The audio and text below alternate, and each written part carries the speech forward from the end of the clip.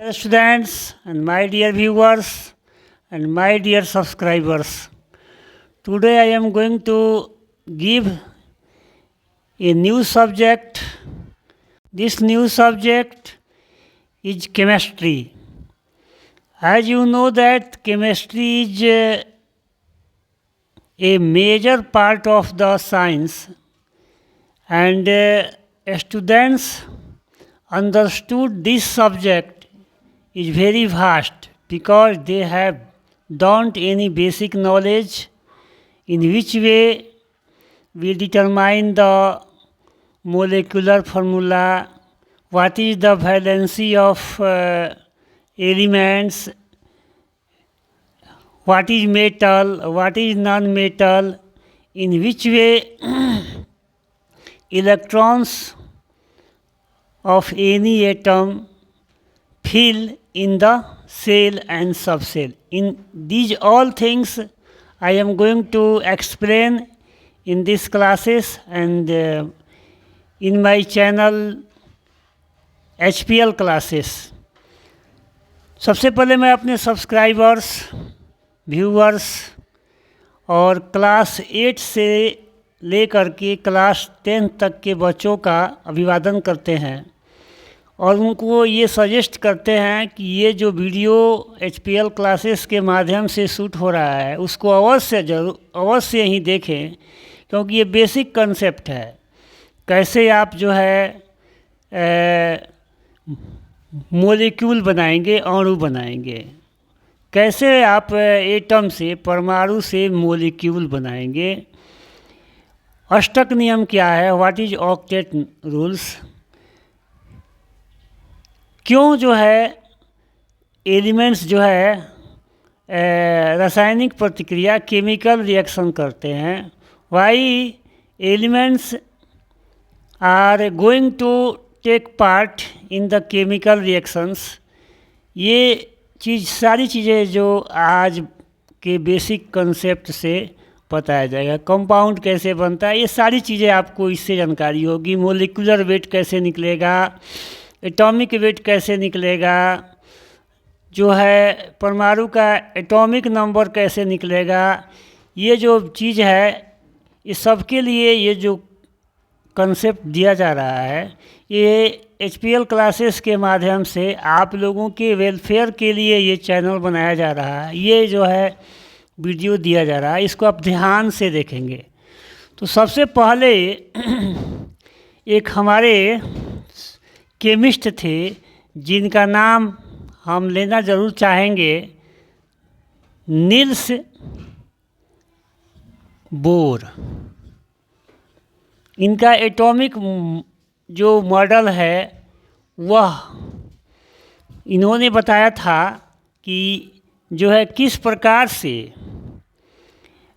इन्होंने जो है बताया था कि कैसे जो है एलिमेंट्स में जो है इलेक्ट्रॉन्स या प्रोटॉन्स भरते हैं, है ना, इसका तरीका। और इसका जो सूत्र दिया गया वो बोरबरी के द्वारा दिया गया। बोरबरी भी हमारे एक केमिस्ट थे, उनके द्वारा जो है ये चीज़ दिया गया। बोरबरी उन्होंने बताया कि total number of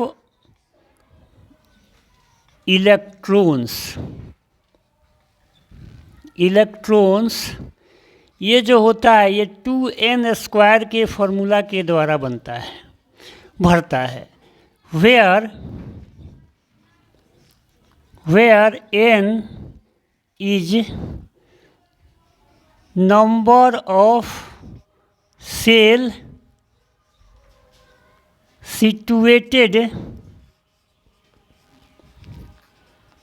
situated from the nucleus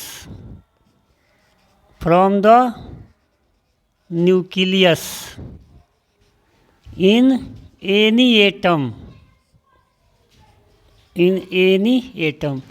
तो n क्या है, तो n हमारा एक नंबर है जिसके द्वारा हम सेल को डिटरमाइंड करते हैं कि उसकी स्थिति जो है न्यूक्लियस से क्या है ना। तो आइए इसको देखते हैं कि कैसे होता है।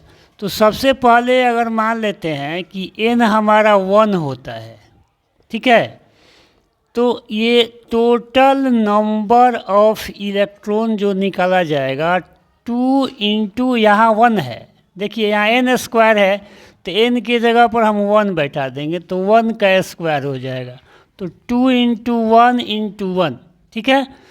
तो टोटल जो है इलेक्ट्रॉन होगा वह इसमें 2 होगा। अब देखिए ये मान लेते हैं कि न्यूक्लियस है, ये हमारे एटम का न्यूक्लियस है जो कि इसके मिडिल में होता है, और इसके बाहर जो होता है ये पहली कक्षा होता है जिसका नाम K रखा जाता है। तो K में आप देख रहे हैं कि मैक्सिमम 2 इलेक्ट्रॉन होते हैं। K में कितने इलेक्ट्रॉन हो सकते हैं, तो 2 इलेक्ट्रॉन होते हैं। अब देखिए प्रत्येक कक्षा के अंदर जो है कुछ उप कक्षाएँ होती हैं, जिसमें कक्षा जो है, कक्षा के जो इलेक्ट्रॉन है, तो प्रत्येक कक्षा के अंदर जो उप कक्षाएँ होती हैं उसमें हमारा इलेक्ट्रॉन जो है एडजस्ट होता है। तो यहाँ देखिए अब प्रत्येक कक्षा के साइज के अनुसार मतलब आकार के अनुसार उप कक्षाएँ बनाई गई हैं। तो जैसे देखिए ये उप कक्षाओं के नाम है names of the sub cell. ये जो सब सेल बनाया गया है उसमें जो है कौन कौन से हैं, S, P, D और F, ठीक है। देखिए इसके जो सब सेल्स होते हैं ये सेल्स के अंतर्गत मतलब सिचुएटेड होते हैं। तो सेल का फुल फॉर्म नाम है शार्प, इसका नाम है प्रिंसिपल, इसका नाम है डिफ्यूज, और इसका नाम है फंडामेंटल। अब मैं आपको बता देता हूँ कि ये जो सब सेल है कितना कैपेसिटी है इसमें इलेक्ट्रॉन एडजस्ट करने का, माने कितने जो है इस सब सेल में इलेक्ट्रॉन जो है आ सकते हैं। तो इसमें मैक्सिमम 2 आ सकता है, इसमें मैक्सिमम 6 आ सकता है, इसमें मैक्सिमम 10 आ सकता है, और इसमें मैक्सिमम 14 आ सकता है। 2 से जैसे ही जो है मोर इलेक्ट्रॉन होते हैं तो इसमें आना शुरू हो जाता है, इससे जैसे मोर इलेक्ट्रॉन होते हैं तो इसमें आता है और इसमें आता है, ठीक है। तो डिस्ट्रीब्यूशन ऑफ इलेक्ट्रॉन जो है इसी तरह से होता है जो कि आपको बताया जा रहा है। अब देखिए तो जो n का मान जो है फर्स्ट है, n का जो मान हमारा आपका 1 है, तो इस कक्षा का नाम रखा गया K। तो चूँकि ये पहली कक्षा है, इसके जो है इसके सब सेल का जो नाम है वह 1s है। क्या है? 1s है।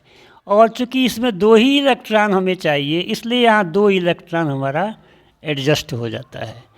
अब देखिए इसके बाद जब K का जो कक्षा जो फुल हो जाता है, K में हमको सिर्फ 2 इलेक्ट्रॉन चाहिए, और 2 इलेक्ट्रॉन इसके सब सेल में जब आ जाता है तो अगली कक्षाओं का निर्माण होता है, ठीक है। तो उस कंडीशन में n का जो मान है वह 2 होता है। यहाँ हमने K दर्शाया आपको, तो K में यहाँ 1 इलेक्ट्रॉन यहाँ हो गया और 1 इलेक्ट्रॉन यहाँ हो गया। इसके बाद इसकी अगली कक्षाएं जो बनती है वह इस प्रकार से बनती है। इसका नाम रखा गया L। चूँकि न्यूक्लियस से पहली कक्षा K है और न्यूक्लियस से दूसरी कक्षा L है, तो यहाँ हम इसका नाम L रखेंगे। अब बोरबरी ने बताया कि 2n स्क्वायर, इसको देख रहे हैं आप लोग, तो 2n² मतलब जो है टोटल नंबर ऑफ इलेक्ट्रॉन जो होगा इस एटम में, तो 2 × 2 का होल स्क्वायर होगा। ठीक है जी, तो 2 × 2 × 2 इसका मतलब हो गया इसमें 8 इलेक्ट्रॉन होगा। ठीक है, तो इसमें 8 इलेक्ट्रॉन जो है एडजस्ट हो सकता है। अब आते हैं एल का सब सेल लिखते हैं। सब सेल जो होगा अब एल में कितना होगा ई देखते हैं, इसको देखा जाता है सब सेल में। तो देखिए इसमें चूंकि ये दूसरी कक्षा है तो इसके सब सेल का नाम रखा गया 2s, इसमें 2 आ जाएगा। फिर इसके बाद p है तो चूंकि p आता है, इसके बाद p आता है, तो चूंकि दूसरा जो सेल है इसलिए इसका नाम 2 है तो यहाँ 2p रखा जाएगा। और p में हम जानते हैं कि मैक्सिमम 6 इलेक्ट्रॉन होता है। बताएं कि s में 2 होता है, p में 6 होता है, d में 10 होता है और f में 14 होता है। एक बार नाम ऊपर लिख देते हैं ताकि आप लोग देखिए इसको शार्प। इसका नाम है प्रिंसिपल,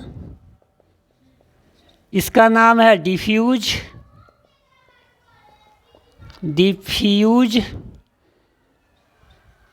इसका नाम है फंडामेंटल। ये जो है ये सब सेल है, इसका नाम रखा गया, इसके फर्स्ट जो लेटर है उसी से इसका सिंबल दिया गया। तो अब यहाँ देखिए 8 इलेक्ट्रॉन चाहिए हमें।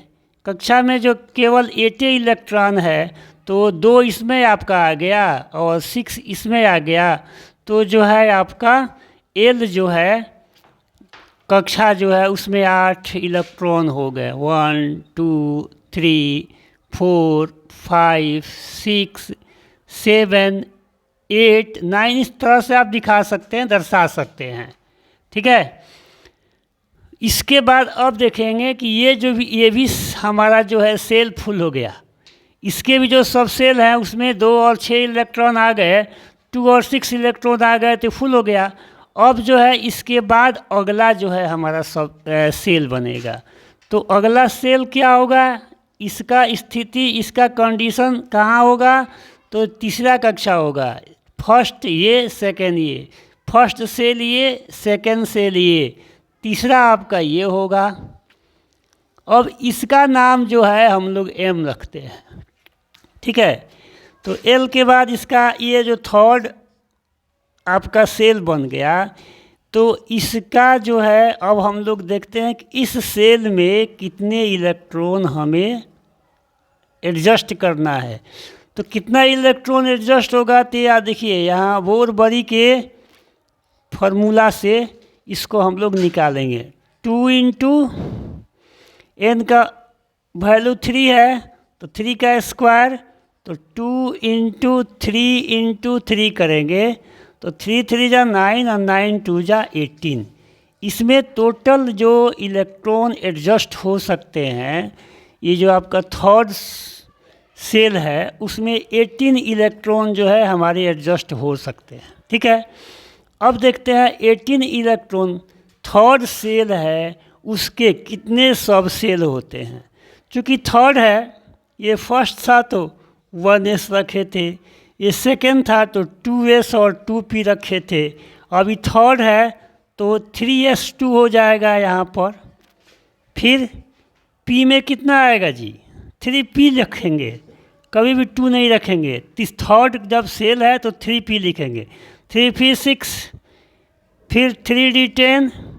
अब इसको जो ऊपर जो होता है देखिए, ये जो 3 दर्शा रहा है, ये जो 3 दर्शा रहा है ये सेल का नंबर दर्शा रहा है, और ऊपर जो ये दिखा गया 2 6 10, तो ये नंबर ऑफ इलेक्ट्रॉन्स दर्शा रहा है कि उस सेल में, उस सब सेल में कितने इलेक्ट्रॉन एडजस्ट हो रहे हैं।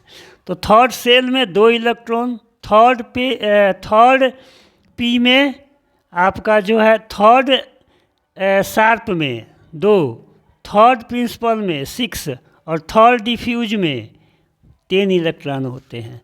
जब इसको काउंट करेंगे तो कितना हो जाएगा, 18 हो जाएगा।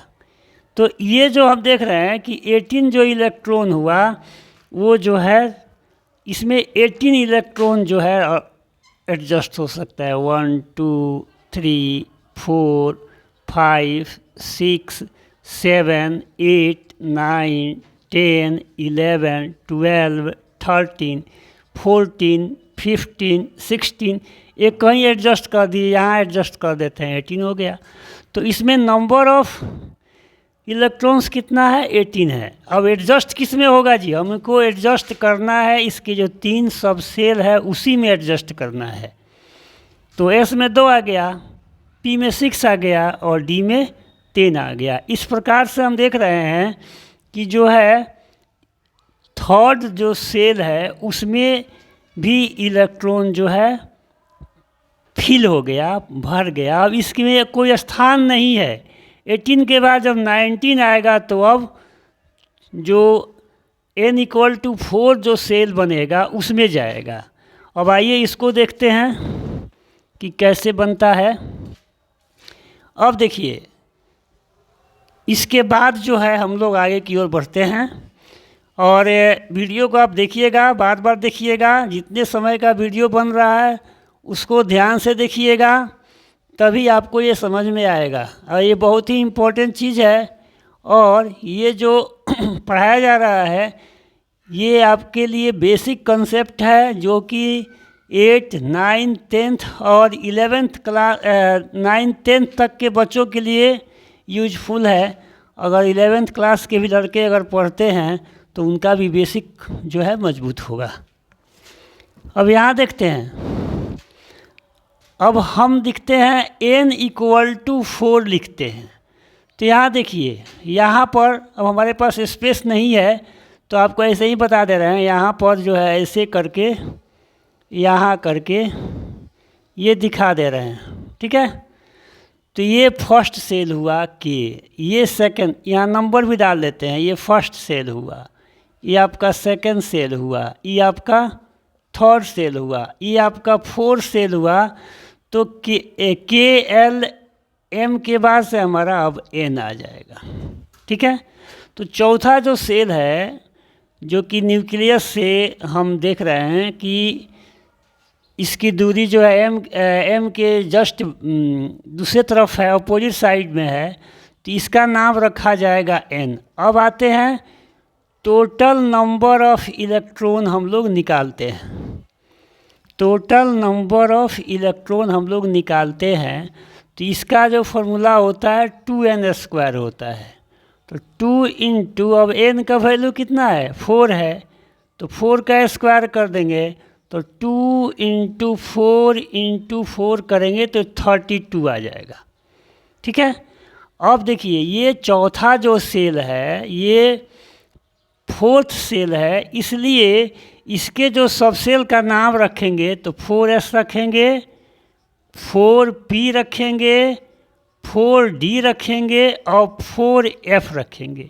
अब इसको रखने की क्यों आवश्यकता पड़ी? इसलिए कि इसके पहले में 2 था, उसके बाद 8 था, उसके बाद 18 था, अब यहाँ 32 हो गया। तो इसमें जो है नंबर ऑफ जो इलेक्ट्रॉन्स है बढ़ रहा है, इसलिए इसमें इसकी चौथा जो फंडामेंटल सब सेल है वो भी आ जाता है। अब देखते हैं कि कैसे जो है 32 जो इलेक्ट्रॉन्स है इसमें एडजस्ट होते हैं। तो एस में 2 हो गया, पी में 6 हो गया, डी में 10 हो गया और एफ में 14 हो गया। तो ये बताया है कि ये जो है 4 4 4 4 ये हमारे सब सेल को दर्शा रहा है। और ऊपर जो लिखा गया है पावर के रूप में वह हमारे नंबर ऑफ इलेक्ट्रॉन्स को दर्शाया गया है जिसे हमें एडजस्ट करना है अपने सब सेल में। तो 32 नंबर ऑफ इलेक्ट्रॉन्स है, जोड़ने पर आप देखिएगा तो यहाँ से यहाँ तक 18 आ जाएगा और ये 14 आप करिएगा तो 32। तो अब ये जो हमारा इलेक्ट्रॉन्स है इसमें एडजस्ट हो गया, ठीक है। नील्स बोर का जो कॉन्सेप्ट था, ये बोर बारी का जो हमारा कॉन्सेप्ट था 2n², यहीं तक लागू होता है। इसके बाद जो है हम दूसरा कॉन्सेप्ट को बताएंगे आपको। तब तक के लिए आपको इंतज़ार करना पड़ेगा। अभी जो है, अब देखिए ये जो हमारे नील्स बोर की योजनाएं हैं, उसमें कुल कितने जो है एलिमेंट्स एडजस्ट हो जाते हैं। देखिए इसको ऐड कर दीजिएगा, यहाँ तक, यहाँ से यहाँ तक 2, इसके बाद यहाँ से 2 तो यहाँ एडजस्ट हो गया, तो बचा कितना, 6 बचा। मतलब ये टोटल को काउंट कर दीजिए, जितना आएगा उतने एलिमेंट जो है हमारा एडजस्ट हो जाएगा। उसका एटॉमिक स्ट्रक्चर जो है हम लोग लिख सकते हैं। ठीक है जी। तो अब आइए देखिए, एटॉमिक स्ट्रक्चर कुछ जो है हम एलिमेंट्स को आपको लिख करके समझा रहे हैं। कैसे जो है ये बोरबरी कॉन्सेप्ट से जो हमारा ये भर रहा है, इसमें हम जो है इधर की ओर खड़ा होकर के बता रहे हैं ताकि आपको ज़्यादा दिखाई देगा। ये हमारा हाइड्रोजन है, इसका सिंबल H होता है, एटॉमिक नंबर 1 होता है। तो K में जो 1s सबसेल होता है, इसमें केवल एक ही जो है इलेक्ट्रॉन रहते हैं। इसका कैपेसिटी 2 होता है। ठीक है, यहाँ लिख दिया जाता है तो ज़्यादा बेहतर रहेगा। यहाँ 2 होगा, यहाँ 2 होगा, यहाँ 6 होगा, यहाँ 2 होगा, यहाँ 6 होगा, यहाँ 10 होगा, यहाँ भी 2 होगा, यहाँ 6 होगा, यहाँ 10 होगा और यहाँ 14 होगा। ठीक है जी। इसको और साफ करके लिखते हैं ताकि आपको समझ में आएगा। यहाँ 14 होगा। तो अब कैसे जो है हमारे इलेक्ट्रॉन्स जो है डिस्ट्रीब्यूट हो रहे हैं, ये आपको सेल में ये दिखाया गया है। तो पहला में 1 है, 1s में गया।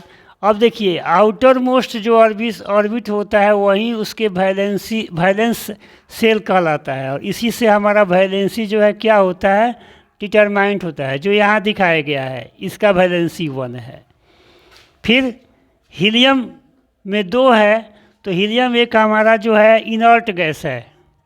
कौन सा गैस है, इनर्ट गैस है। इसमें 2 ही होता है, इसका सेल जो है भरा होता है, इसलिए इसका वैलेंसी जो है 0 होता है। कुछ चूँकि ये केमिकल रिएक्शन में आपका रिएक्टिव नहीं है।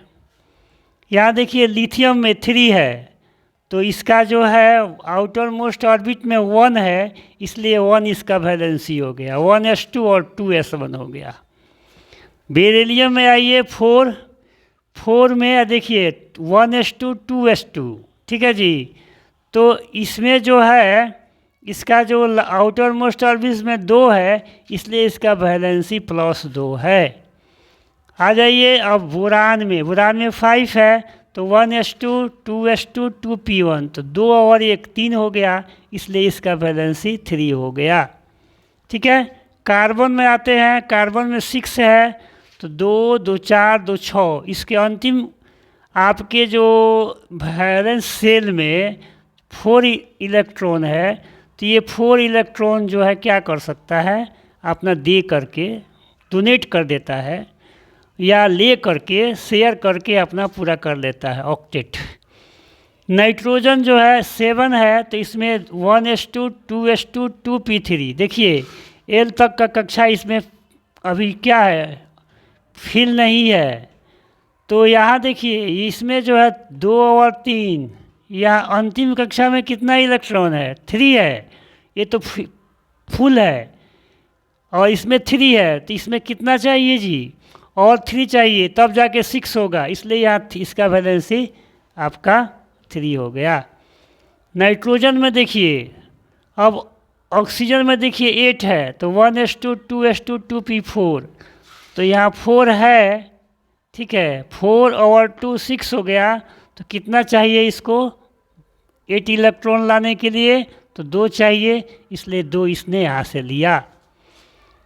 फ्लोरीन देखिए 9 है, तो इसमें जो है 7 है, 1 चाहिए, तो वैलेंसी 1 हो गया।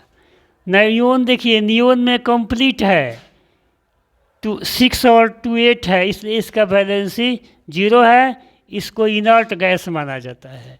सोडियम में देखिए 11 है, तो इसके आउटर मोस्ट ऑर्बिट में 1 है, इसलिए इसका वैलेंसी +1 होता है। ठीक है जी।